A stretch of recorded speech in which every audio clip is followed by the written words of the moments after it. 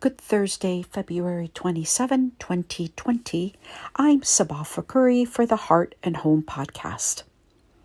Today, I wanted to share with you an email that I received. It was from the woman that I replaced when I came to the Detroit law firm, and she had moved away, and she sent me this email dated May 7, 2007. It's about peroxide, and it's something that I wanted to share with you. She found it valuable enough to share it with me, so I'm going to share it with you.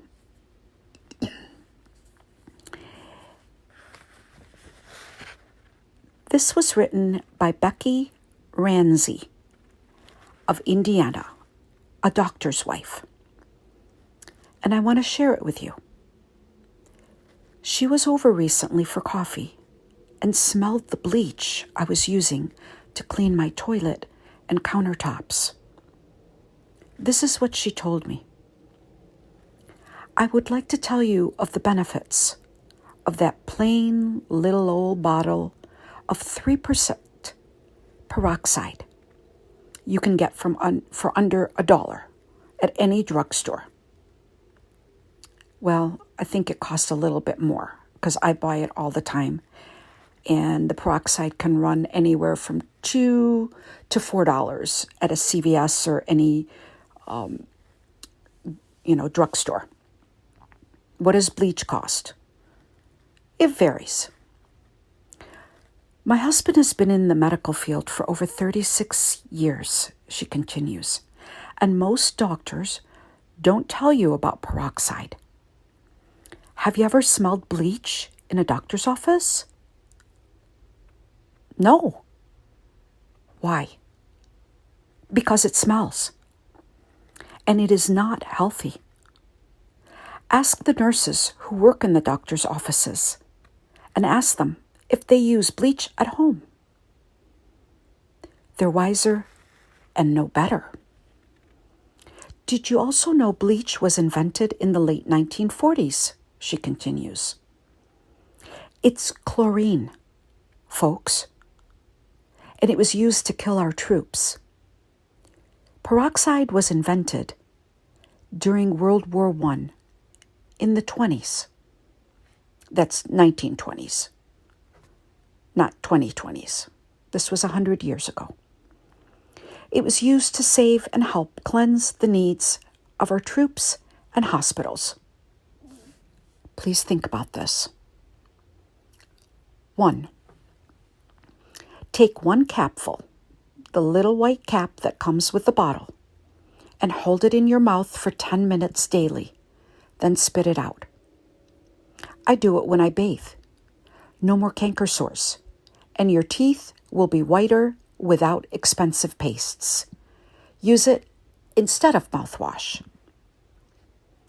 2.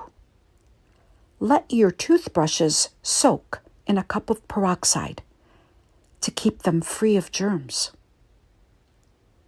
3. Clean your counters and tabletops with peroxide to kill germs and leave a fresh smell. Simply put a little on your dish rag when you wipe or spray it on the counters. 4. After rinsing off your wooden cutting board, pour peroxide on it to kill salmonella and other bacteria. 5. I had fungus on my feet for years until I sprayed a 50-50 mixture. I have to turn the page because I still have the email. Peroxide and water on them, especially the toes, every night and let dry. 6. Soak any infections or cuts in 3% peroxide for 5 to 10 minutes several times a day. My husband has seen gangrene that would not heal with any medicine, but was healed by soaking in peroxide. 7. Fill a spray bottle with a 50-50 mixture of peroxide and water and keep it in every bathroom to disinfect without harming your septic system like bleach or most other disinfectants will. 8. Tilt your head back and spray into nostrils with your 50-50 mixture whenever you have a cold, plugged sinus. It will bubble and help to kill the bacteria. Hold for a few minutes and then blow your nose into a tissue. 9. If you have a terrible toothache and cannot get to a dentist right away, put a capful of 3% peroxide into your mouth and hold it for 10 minutes, several times a day. The pain will lessen greatly. I've also heard you can use an ice cube and put it in your hand. I don't know. They say it works. 10. And of course, if you like a natural look to your hair, spray the 50-50 solution on your wet hair after a shower and comb it through. I don't know what that'll smell like, though. You'll not have the peroxide burnt blonde hair like the hair dye packages, but more natural highlights if your hair is a light brown or